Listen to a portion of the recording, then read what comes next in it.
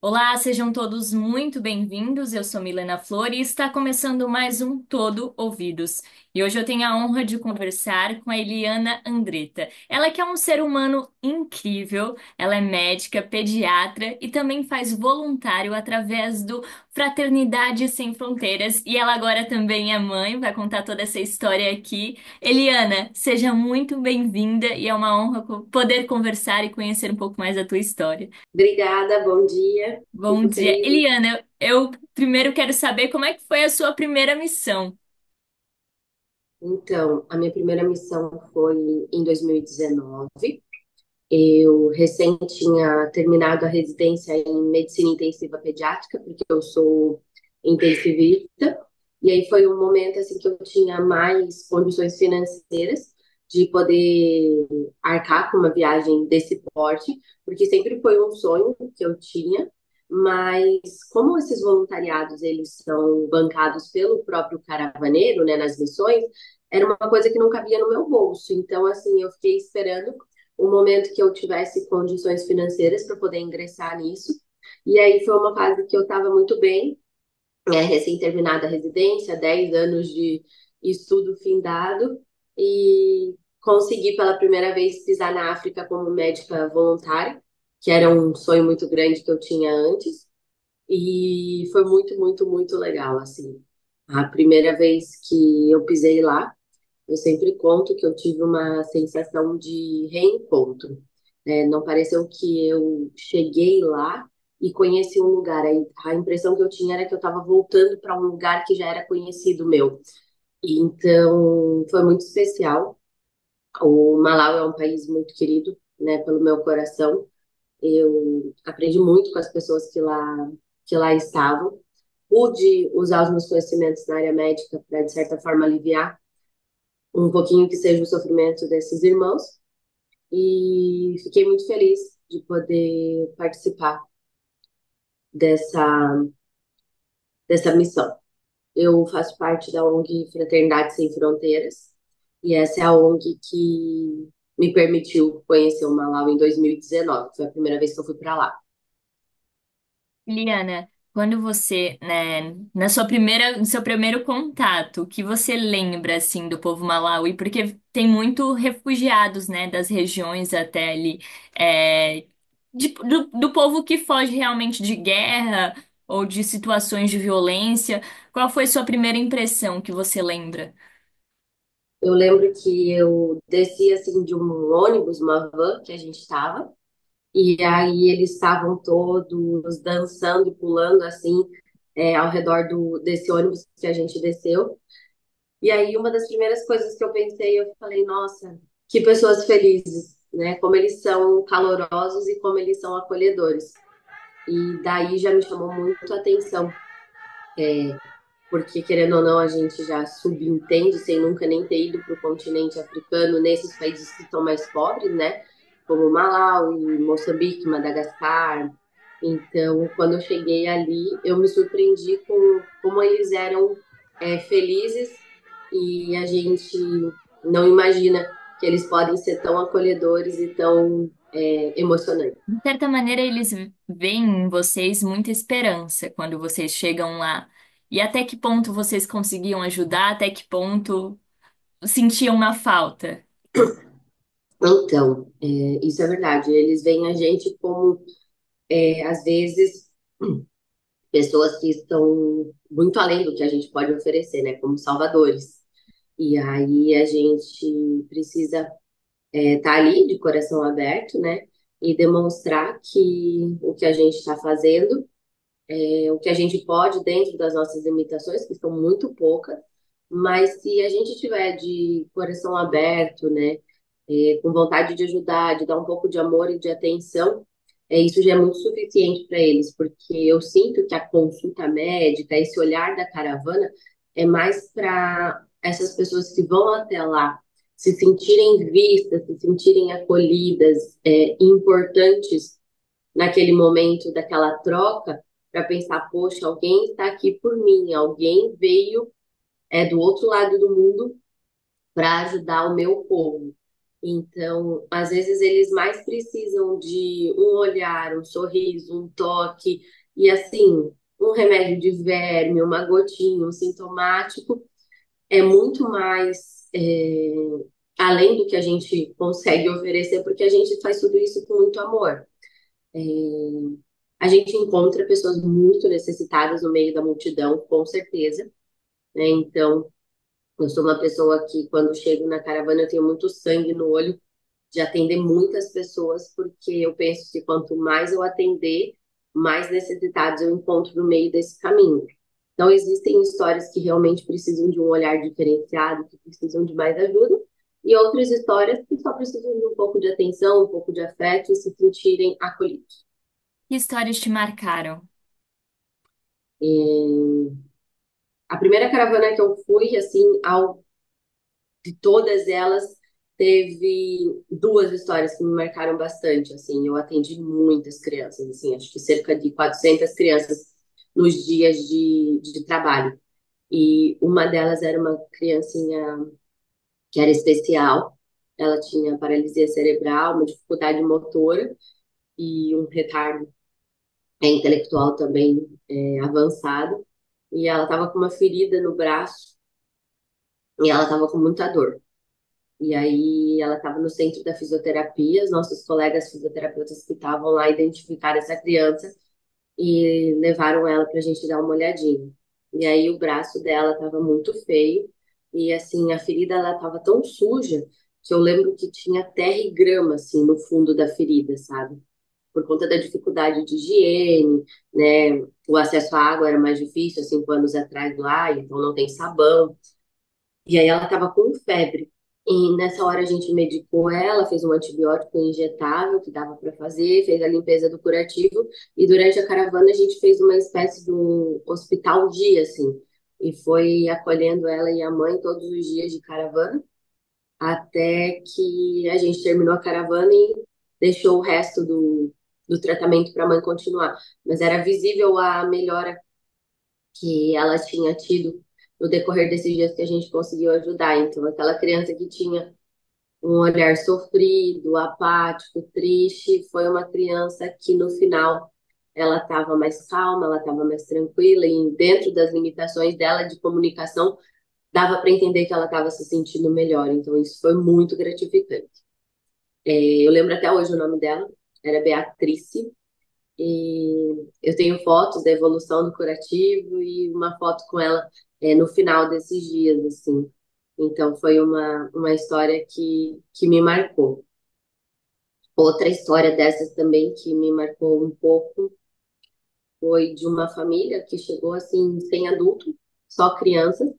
E aí, assim, acho que a mais velha tinha 12 anos. Era três irmãs, tipo 8, 10 e 12, uma escadinha. E aí elas levaram a irmã mais nova para consultar, e na verdade não era uma consulta, era um pedido de socorro, porque elas reclamavam que a irmã estava queixando de dor na barriga, mas de tudo que foi examinado, investigado, não casava para algo orgânico grave que fosse uma doença. E aí algo veio para mim e me fez perguntar quantos dias que ela estava comendo ou se ela estava sem comer. E aí eu percebi que ela estava sem comer nada há 3 dias. Então, a dor que ela tinha na barriga não era nem uma dor de doença, e sim uma dor de fome, né? E na verdade as três estavam com fome, só que elas priorizaram cuidar da irmã menor. E aí a gente descobriu que a mãe delas saía da casa porque precisava se prostituir para conseguir dinheiro para alimentar elas, e elas estavam em casa sozinha 3 dias esperando a mãe voltar sem comer nada. E aí, nessa hora, a gente se mobilizou, todo mundo pegou os lanchinhos que tinham levado ali para atendimento ao lado do campo, e aí alimentou elas. Foi uma família que a gente acolheu na fraternidade, e aí passou a olhar com um olhar diferente para poder estar oferecendo, quem sabe, um pouquinho mais de ajuda para elas não passarem por situações tão difíceis quanto aquela. Liana, até para que as pessoas entendam, assim, porque a realidade é muito diferente, né? O que você vê, assim, que pode até alertar as pessoas, né? Isso de questão de fome, de água que você citou também, que é pouco. O- Fala para as pessoas como é que é a realidade de lá mesmo, para as pessoas entenderem e até ajudar. Então, o Malawi, que é o país que tem o meu coração, né? Que foi o país que eu fui por primeiro na África e já fui para lá 8 vezes. É um país que é muito pobre, né? Ele é o quarto país mais pobre do mundo. E ali é um país que, além de toda a pobreza que tem, ele é um país que tem um campo de refugiados, né?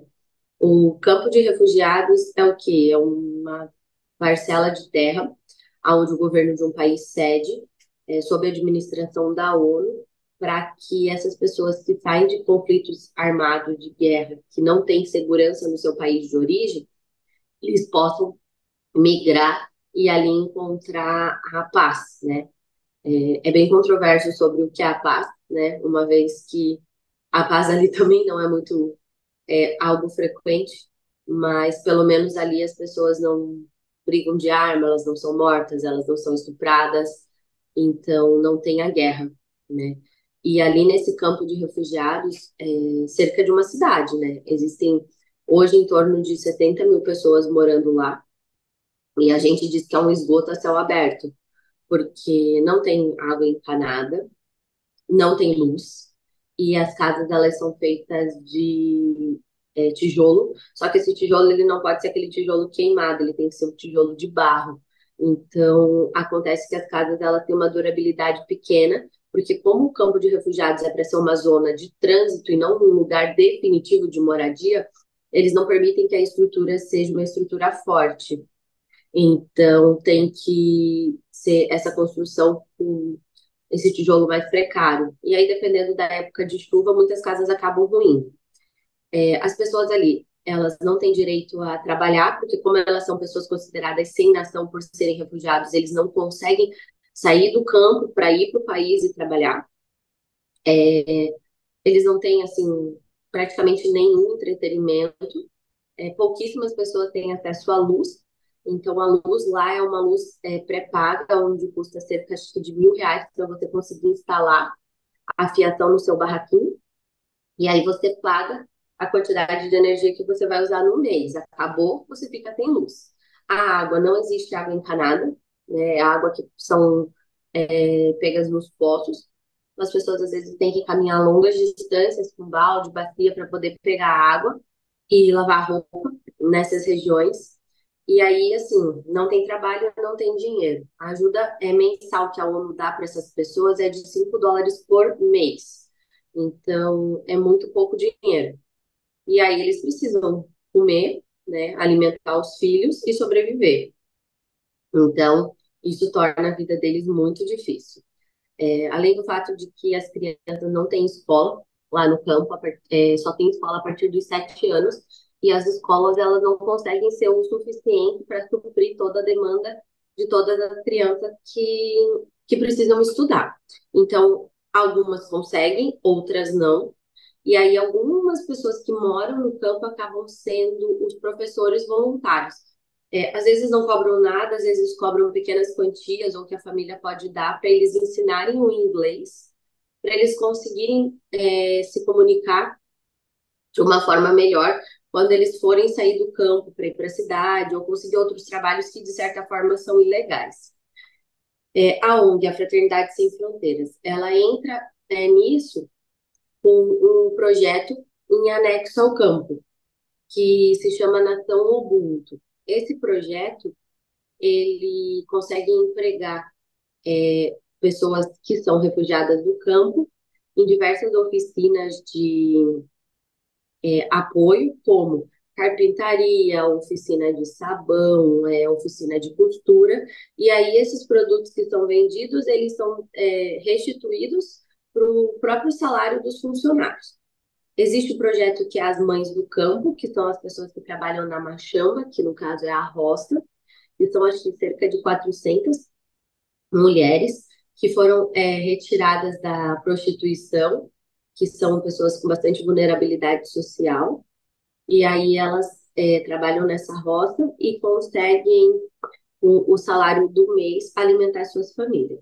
Sem contar que tem a escola, que é o Ubuntu School, que acaba tendo, acho que 380 crianças que podem estudar nessa escola, que é a faixa etária onde as escolas do campo não compreendem, que são as crianças pequenininhas e de primeira a quarta série. E agora acho que está primeiro ano, a turma de quinto ano.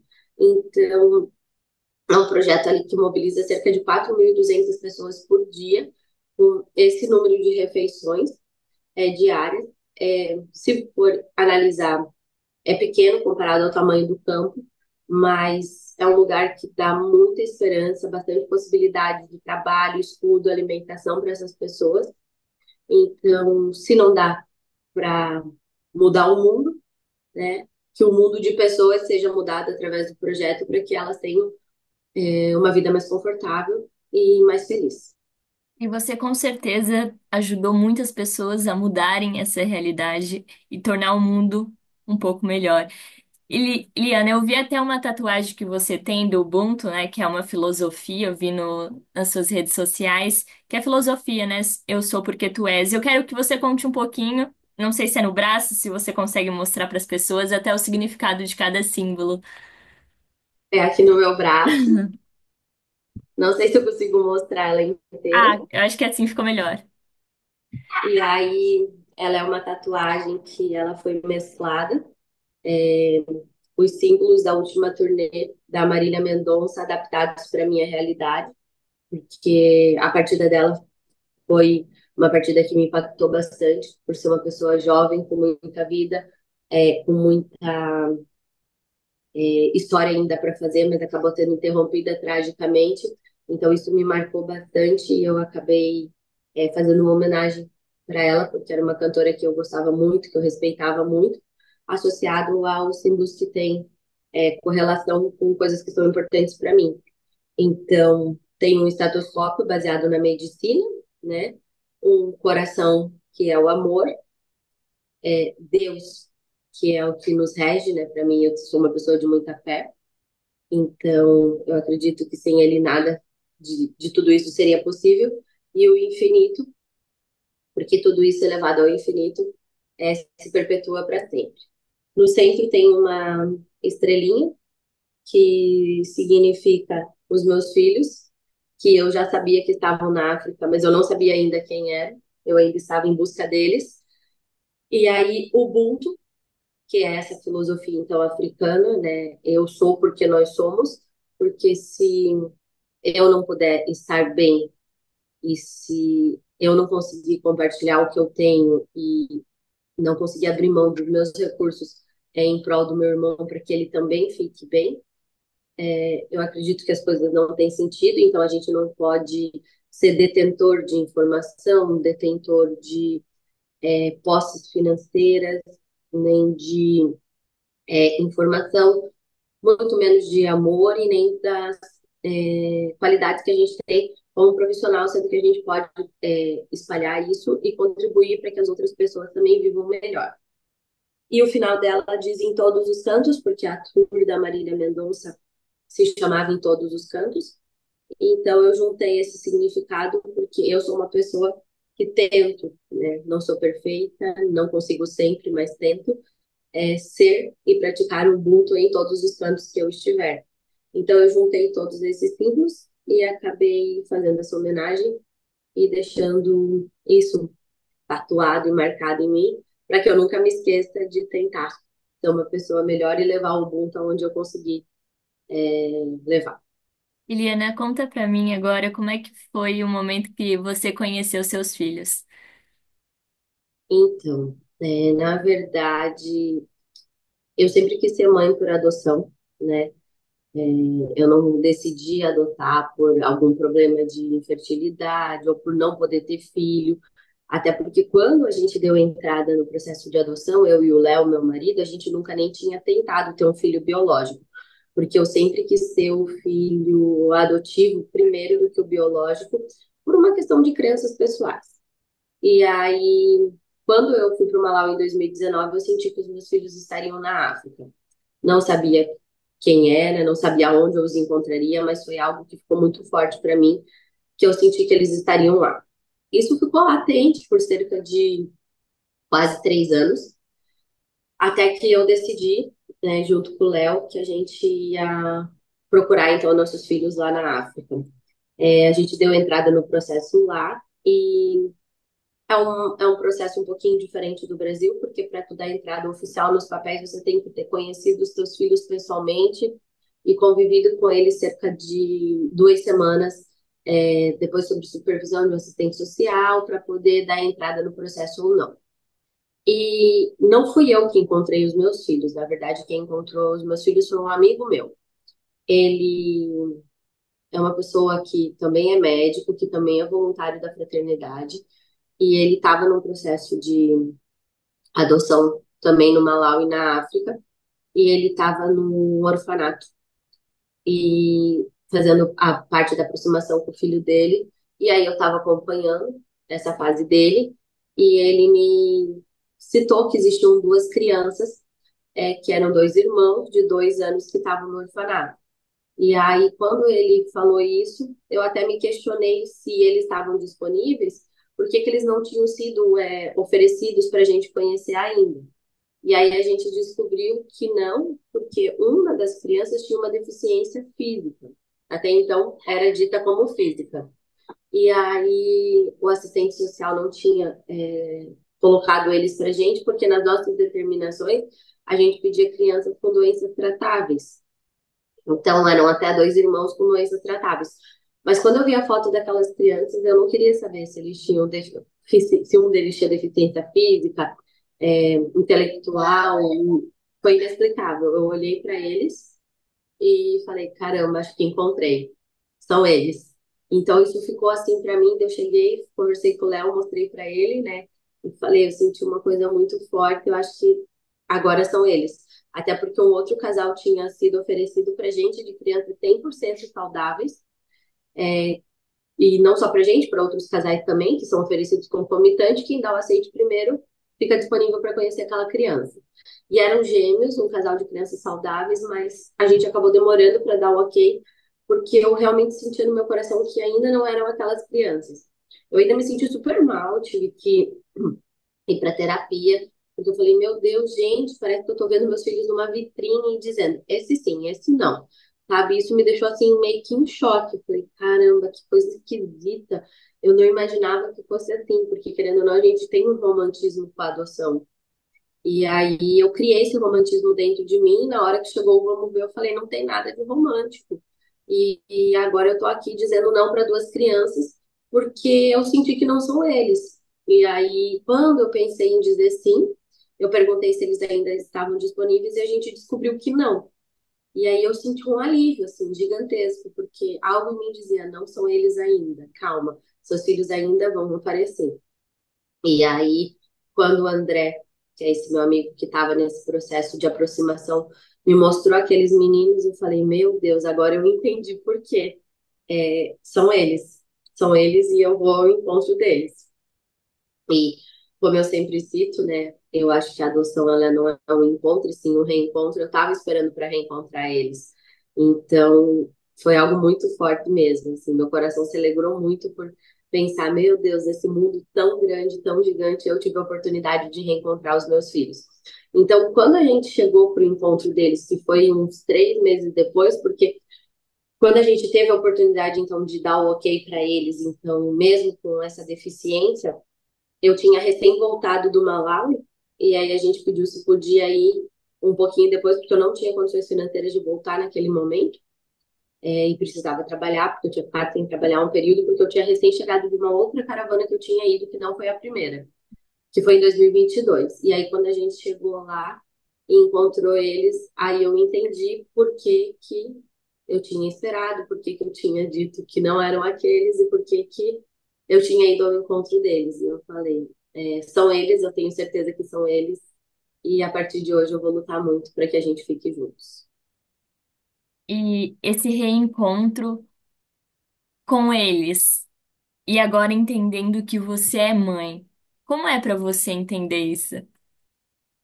Na verdade, assim, as pessoas até chegam e me perguntam, como é que tá sendo ser mãe agora? Na verdade, não é ser mãe agora, eu sou mãe deles desde o dia que eu conheci eles, né? Na verdade, eu sou mãe deles desde o dia que eu vi a foto deles, porque eu abracei essa maternidade, né? A maternidade não é só você estar ali todos os dias do lado da criança, é você tipo mobilizar todas as forças do mundo inteiro para poder trazer seus filhos para casa, né? Você se preocupar todos os dias se eles estão bem, se eles dormiram bem, se eles comeram, se eles estão com frio, se eles estão com dor, se eles estão com fome. Então, desde o dia que eu os conheci, eu adotei essa maternidade. Aí várias pessoas também me perguntam como que tá sendo com eles em casa, tá muito corrido, tá muito difícil. Na verdade, não, eu só tenho a agradecer, porque, tipo, foram 2 anos e 3 meses de muita luta e de muita tristeza por essa separação, e de muito medo por não dar certo, de muito medo deles não aguentarem a todas as dificuldades da África nesse período que a gente estava separado. Então, agora, para mim, é a parte mais fácil ter eles comigo. Eu estou feliz, eu estou em paz e tudo que tiver de difícil agora, eu acho que ainda vai ser mais fácil, porque a gente está juntos. Então, eu olho para eles todos os dias e só consigo agradecer a Deus por saber que eles estão junto com a gente, né? Todas as dificuldades que a gente passou ficaram para lá. E como foi esse momento que eles chegaram na sua casa? Como foi o preparo, essa emoção? Então, na verdade, assim, como esse meu amigo André, ele não conseguiu ter o filho dele adotado, porque ele é gay, e isso foi descoberto pelas autoridades, e a homossexualidade lá é crime. Então, quem é homossexual lá é preso. E como isso foi descoberto, ele não conseguiu trazer o filho dele para casa. Foi muito traumático. Assim, eu sofri muito por ele, ele sofreu muito. E aí eu lembro que ele tinha feito um parto, ele tinha montado todo um enxoval. E aí, além de ter o luto de ter perdido o filho dele, ele tinha o luto de desfazer tudo que ele preparou para receber. Então, desde que o André não conseguiu trazer o filho dele, eu tive muito mais medo pelo que ele passou, pensando que eu também poderia passar algo parecido. Então, eu me preparei, mas de uma forma diferente. Eu me preparei lendo, estudando, fazendo curso, tentando me manter melhor espiritualmente, mas eu não montei um quarto novo para eles, porque eu tinha muito medo de não conseguir trazê-los e ter que desfazer aquilo depois e enfrentar toda essa dor. Então, eu deixei um quarto de visita, como se fosse o quarto deles. Uma amiga minha veio aqui em casa e montou o quarto todo num desenho de criança, né, para ser o quartinho deles. E aí isso ficou preparado, né, para quando eles chegassem, a gente mostrar o quarto deles e dizer que era ali que eles iam dormir a partir de agora. É, Na verdade, assim, desde que a gente entrou no avião no Malawi já rumo a Joanesburgo, eu já estava tipo, muito feliz, muito em paz. Porque eu dizia assim, eu só vou acreditar que deu certo a hora que eu entrar com essas crianças no avião com o passaporte rumo ao Brasil. Então eu não conseguia me acreditar que eu estava entrando naquele avião com eles. Daí quando eu cheguei em Joanesburgo, eu falei, meu Deus, mais uma etapa vencida. Daí a gente ficou 2 dias em Joanesburgo com eles, até conseguir vir para o Brasil. A hora que o avião pousou no Brasil, eu falei, caraca, chegamos. Então, aquela coisa, né, que é aquela música que é um louvor gospel, né, que ficava na minha cabeça, que dizia aquilo que parecia impossível, aquilo que parecia não ter saída, né, Jesus abriu todos os caminhos e colocou a gente juntos. Daí depois termina, né? Eu sou um milagre e estou aqui, porque realmente a nossa história é um milagre. Todas as dificuldades que a gente enfrentou tinha tudo para a gente não ter conseguido ou para a gente ter desistido. Mas mesmo assim, a gente conseguiu chegar e a gente chegou em casa. Então, eu vim dirigindo na estrada, porque o Léo estava muito cansado, porque ele tinha vindo dirigindo de São Paulo. E aí, quando a gente estava chegando em Joinville, que é a nossa cidade, eu liguei esse louvor e aí vim escutando ele até entrar dentro de casa. E aí eu pensei, aquilo que parecia impossível, perante os olhos do Pai não era mais. E, as, Somos um milagre, né? e a escolha dos nomes deles, eles continuam com o mesmo? Foi adaptar? Não, a gente optou por mudar os nomes deles, porque são nomes muito difíceis por serem nomes africanos. E assim, a gente já vai enfrentar muitas dificuldades, né? Por terem filhos negros numa cidade de pessoas alemãs, né? Onde todo mundo aqui é muito branco. Então a gente já tem essa dificuldade da cor, né? E tentar não ser uma atração aonde a gente pisa e tentar enfrentar isso com naturalidade, né? Existem ambientes que às vezes a gente até evita porque a gente sabe que as pessoas vão ficar olhando, vão ficar comentando e isso pode ser difícil para eles, como é difícil para a gente, né? Então eu pensei na escola, como que isso vai ser? Muito provavelmente eles serão os únicos negros da escola. E aí, se eles tiverem, além de tudo, nomes africanos muito difíceis de serem pronunciados, isso vai ser mais uma barreira para eles se inserirem. Também tive medo em relação a se inserir na sociedade, né? Até porque eles tinham nome muçulmanos e isso pode ter uma dificuldade no futuro para o visto para os Estados Unidos, né? Eu já vi conhecida minha que tinha um sobrenome árabe, não consegui visitar a filha que morava nos Estados Unidos nunca por conta disso. Então, tudo isso assim ficou muito pesado, muito forte para mim, ao ponto da gente conversar e dizer não dá para manter esses nomes porque são nomes que vão trazer mais dor para eles do que benefício. Eu pensei em fazer um nome composto, né? Colocar um nome brasileiro e um nome africano depois. Mas a nossa petição era de 2022. E aí, caso a gente resolvesse alterar, a gente teria um atraso muito grande em relação ao retorno para o Brasil. E a gente já estava lá quase um mês. Então, a advogada disse que se a gente tivesse que mudar, isso ia ficar um pouco mais difícil. Então, eu optei por manter a nova identidade no Brasil com esse nome.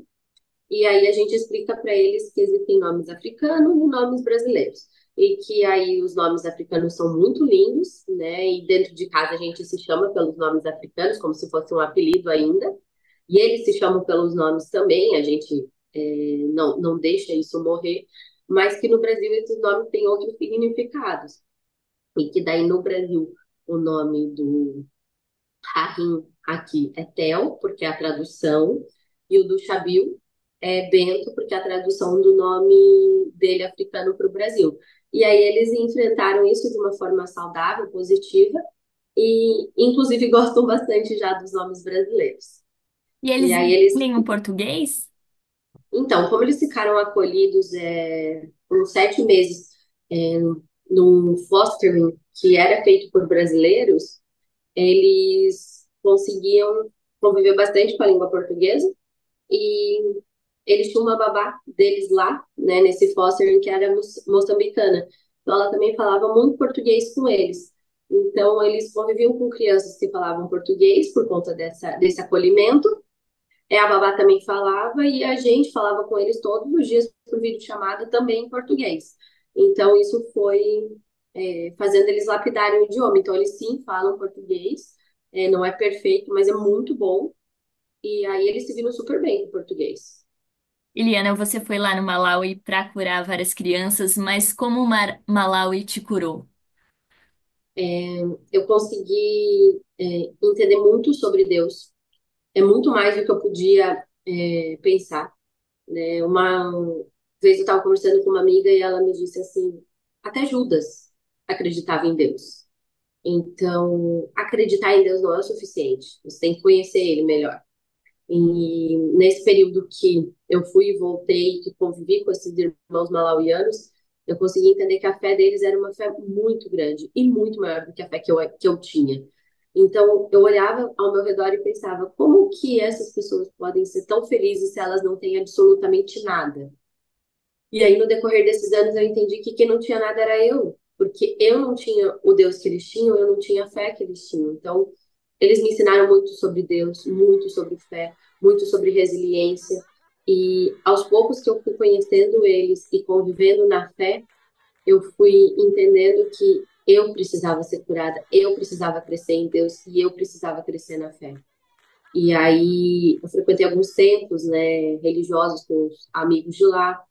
E aí eu via a forma que eles louvavam, a forma que eles oravam, e sempre, sempre, sempre acreditando que Deus sabe de todas as coisas.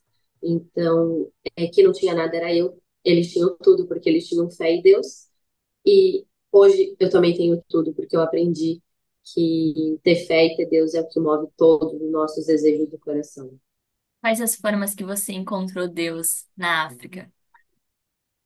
Eu encontrei Deus em sorrisos, em abraços, em lágrimas. É, às vezes, tu oferecer assim um bolinho, que é um alimento lá, que é o mandazi, para uma criança e não saber há quantas horas ou talvez dias que ela não comia, e ela ainda tem a sabedoria de pegar aquele bolinho na mão, te olhar, sorrir e assim agachar em reverência a um agradecimento. Aí eu pensei, com certeza Deus está nessa criança, porque Ele está me ensinando, né? Com certeza Ele estava presente quando eu pude, através do meu conhecimento, aliviar uma dor, né? Dar um conforto para alguma família, oferecer algum medicamento, oferecer algum alimento. Tudo isso eu tenho certeza que Deus está presente, né? Ele está presente nas canções, com certeza presente todos os dias no pôr do sol que eu assistia lá, que é muito lindo, é o sol mais bonito do mundo. Eu já vi pôr do sol em vários lugares, mas não existe pôr do sol mais bonito que daquele lugar. Tipo, Deus, ele fala através das pessoas, ele fala através dos animais, ele fala através da natureza. É um lugar que é muito forte espiritualmente falando. Liliana, até para as pessoas que tenham interesse, né? Eu também fiquei muito interessada em fazer voluntariado. Como é que funciona? Primeiro passo, né, para ser um voluntário da Fraternidade Sem Fronteiras, a pessoa tem que ser um padrinho ou uma madrinha dos projetos. Você pode escolher um projeto que te agrade mais, ou até mais de um, e aí, a partir de R$ 50 mensais, você pode apadrinhar um desses projetos. Tem que entrar no site, né, que é www.fraternidadesemfronteiras.org.br, e aí entra na parte dos apadrinhamentos, e aí depois que você apadrinha um desses projetos ou mais de um, você é um voluntário da fraternidade. Você pode ser só um padrinho e continuar ajudando com doações mensais, pontuais, ou é, ser um caravaneiro também.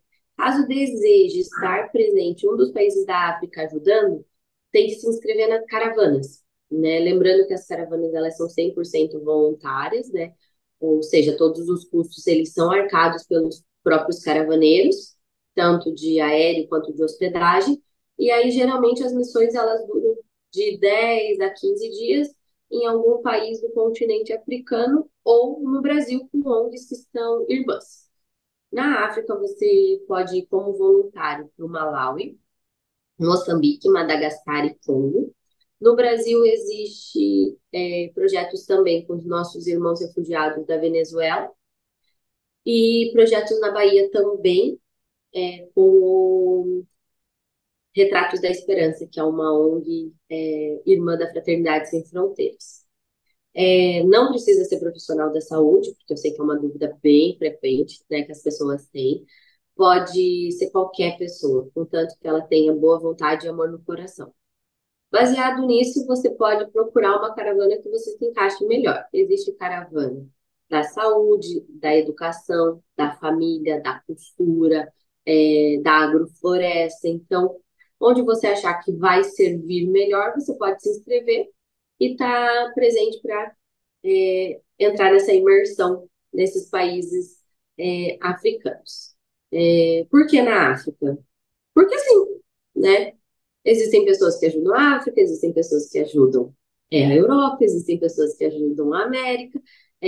No coração do nosso presidente, que é o é, idealizador do projeto, ele ouviu um chamado divino que ele deveria estar na África ajudando essa população. E baseado nisso, há 15 anos a fraternidade muda vidas todos os dias no continente africano. Então, assim, por que não ajuda o Brasil? Ajuda você, o Brasil. Eu ajudo aonde eu me sinto acolhida, onde eu sinto um chamado divino. Né? Eu ajudo o Brasil também? Ajudo. Ajudo a África também? Ajudo. Eu acho que o importante é servir, independente de onde você estiver. E essa sua fala é muito importante, Liana, porque muitas pessoas julgam, né? Ah, por que você está ajudando a África, tanta gente aqui no Brasil? Mas essa pessoa que também poderia estar ali, ao invés de julgar, ajudando outras pessoas, né? Porque a gente vai precisar de ajuda aqui e lá, e quanto mais pessoas ajudarem, melhor vai ser o mundo, melhor vai ser a realidade. Cada um fazer um pouquinho, né? Como você disse ali, apadrinhar, talvez não queira ir lá para a África, não queira viajar, mas podendo ajudar de uma outra forma, vai ser de um benefício gigante, né? E quem ganha também é a pessoa, como você falou. Iliana, como que era a sua rotina lá? Lá a gente, quando é caravaneiro, né? A gente dorme no alojamento, que é a casa da caravana. Nos outros países são estruturas bem parecidas também. E aí a gente acorda cedo, né? Toma um café com pão, às vezes tem um ovinho e já vai direto para os atendimentos. E aí a gente atende as pessoas que procuram o atendimento e são triadas, porque como são muitas pessoas que procuram o atendimento, a gente tem que triar os casos mais graves para passar pelos profissionais de saúde. E aí a gente atende ali até meio-dia, para um pouquinho, alternado para não parar o atendimento total, almoça e volta a atender até às 5.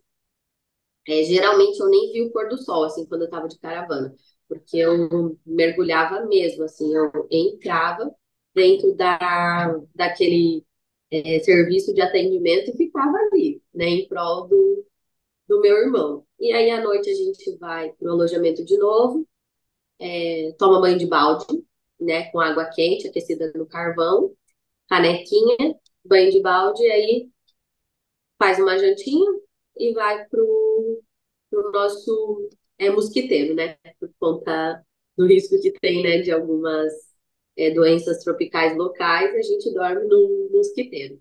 E aí existem trocas, né, durante esses períodos à noite de evangelho, né, cantar louvores, coisas de músicas africanas, alguns amigos locais se juntam com a gente para poder estar fazendo essa parte da recreação, né, digamos. E lembrando que a fraternidade ela é uma ONG literalmente sem fronteiras, né? Não existem fronteiras étnicas, sociais, religiosas. Então, qualquer pessoa pode estar presente lá, porque não vai se sentir é, diferente dos outros, porque não existe diferenciações. Eu quero que você fale um pouquinho também para aquela pessoa que está esperando seu filho, quer ser uma mãe, quer adotar, né, quer reencontrar os seus filhos. Que conselhos você daria? Eu, né, aprendi isso na dor. Eu am- quando eu entrei no processo, que foi no final de 2021, eu achava que as coisas seriam no meu tempo, porque eu achei que estava pronta, porque eu achei que tinha condições, porque naquele momento eu tinha uma casa, eu tinha um trabalho, eu falei, não, então, no meu tempo e o meu tempo é agora. Só que foram 3 anos de diferença entre o meu tempo e o tempo de Deus. Então, acima de tudo, eu acho que a gente tem que pensar que o nosso tempo não é o tempo de Deus. A gente tem pressa, mas Deus não tem. Às vezes, para você ser pai ou mãe, você tem que ser lapidado, né? Deus, ele te coloca em prova, né? Ele te coloca, às vezes, no deserto e ele vê até que ponto você realmente quer aquele sonho do seu coração para que ele seja realizado. Então, o nosso tempo é o nosso tempo. O tempo de Deus é o tempo de Deus. Não adianta a gente querer acelerar, não adianta a gente querer dar umas desviadas no meio desse caminho. Tudo que você fizer não vai ser o suficiente se o tempo do Pai for diferente. Então, o maior conselho que eu dou, acima de tudo, é tenha fé, tenha paciência e creia. Né? Quando Deus ele presenteia em abundância. Então, ele vai te lapidando, ele te coloca em prova, ele te coloca assim no deserto, ele vê quantas tempestades você aguenta até ver a possibilidade de te oferecer um grande presente que vão ser os seus filhos. Às vezes a gente não entende mesmo, tá tudo bem não entender, tá tudo bem ficar triste, tá tudo bem se questionar, mas nunca deixar de acreditar. Outro ponto importante é o seu filho, sua filha, seus filhos, eles vão chegar até você. Ser mãe não é ser mãe da barriga, ser pai não é ser pai biológico. Eu sempre digo que pai e mãe são as pessoas que criam, que dão afeto, que dão carinho e que ensinam os princípios de bons costumes, de caráter, né, de religiosidade, colocam para estudar. Então, caso você não possa gerar, caso você não possa ter um filho biológico, é, isso é um detalhe, porque quem quer ter uma família, quem quer ter e viver a maternidade, passa por esse luto, mas abre seu coração para um filho adotivo. Porque a família, ela é criada independente disso. Então, fica tranquilo, se você quiser ter uma família, se você quiser ter um filho, seja ele por adoção, o seu filho vai chegar e Deus vai promover esse reencontro. E que incrível é conversar com você, Eliana. Que aprendizado, que conversa grandiosa. Você é um ser de luz mesmo com essa conversa. Eu estou realmente honrada. Quero conhecer você e seus filhos algum dia e ter essa Por chance favor. de ser um pouquinho parecida com você, porque você é muito, muito incrível. Eliana, muito obrigada pela conversa. Eu vou deixar suas redes sociais para que as pessoas conheçam um pouco da sua história também, no Liana Sem Fronteiras. E muito, muito obrigada por contar um pouquinho da sua história. Eu fico muito feliz quando a gente recebe esse tipo de convite, porque quando a gente pode espalhar, né, uma mensagem de fé, de esperança, de amor, de voluntariado, associado a tudo que eu acredito, para mim é um presente também. Então, eu estou muito feliz pelo convite e espero, né, em todos os dias da minha vida poder espalhar um pouquinho dessa história, né, desse amor que eu tenho pela África, pelo voluntariado, para poder, quem sabe, mudar um pouco que seja o mundo de algumas pessoas. Muito obrigada.